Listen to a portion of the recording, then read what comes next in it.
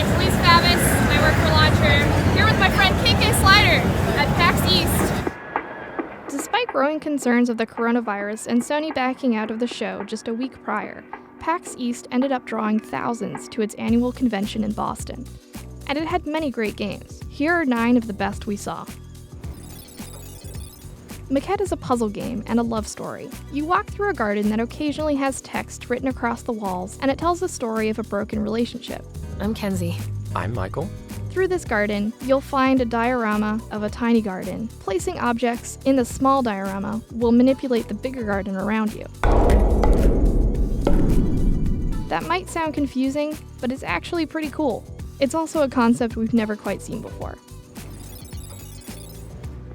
Animal Crossing New Horizons had a demo at PAX East, and eager fans lined up not just to play, but also for photo ops at a life-sized island at Nintendo's booth. We got a chance to play, too, and our first impressions are strong.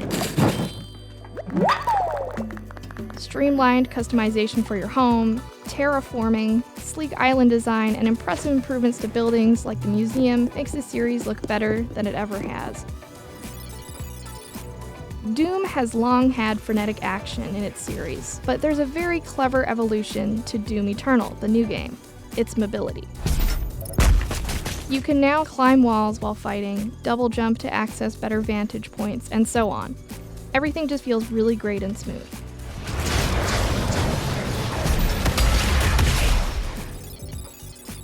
Spiritfarer is an indie darling that absolutely stole my heart. This is a beautiful, relaxing game that tasks you with befriending spirits as you journey from one island to the next. Your boat needs improvements to convince spirits to stay with you. You spend your time collecting materials, solving quests, and then adding buildings like tailors and homes to your boat that topple over one another like towers.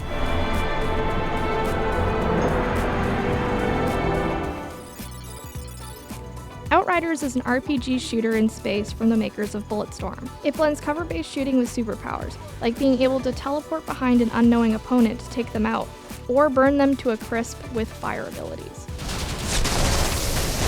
Although the premise of the story feels all too familiar, it's a sci-fi story about the world ending. The breadth of powers and their low cooldowns bolster the experience. Hard Spaceship Breaker is a sci-fi simulation game that is also a commentary on blue-collar workers. We live in an age of rapid progression. You're basically at the mercy of your employer, and they're sending you to salvage parts from valuable ships in outer space. It's very dangerous work, but you have cutting-edge technology to help you out, like laser tethers and cutters.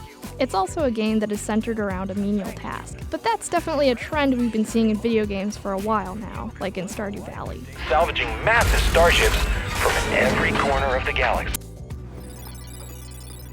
Fall Guys is an entertaining online multiplayer game where 60 players compete against one another in a giant arena that looks more like a virtual obstacle course or jungle gym. You play through absurd minigames like bashing your character into a series of doors, in hopes to be the last one standing. We didn't get a chance to play Baldurs Gate 3, but we still saw it in action as Larian Studio founder Sven Vink played through a portion of the game. For comedial effect, I'll just throw my boots. Maybe I'll actually just kill him. Oh, that's it. Good work, good work. It's been 20 years since the last installment of Baldur's Gate. This classic series from BioWare has Dungeons & Dragons as part of its DNA. There's a lot of dice rolling going on behind the scenes, as you'll soon see. We translate the dice rolls into percentages so that you don't have to do all the mathematics yourself. And we're seeing this relationship even deeper this time around, along with influences from Larian Studios' Divinity Original Sin 2. What's the matter with you? Has that tadpole scrambled your brain already? Last but not least, Harmonix is no stranger to music, and they do an excellent job with their newest game, Fuser. Fuser puts you in the shoes of a festival DJ, where you blend together pieces of songs. Impressive technology lets you fuse songs that wouldn't normally go well together into something entirely new.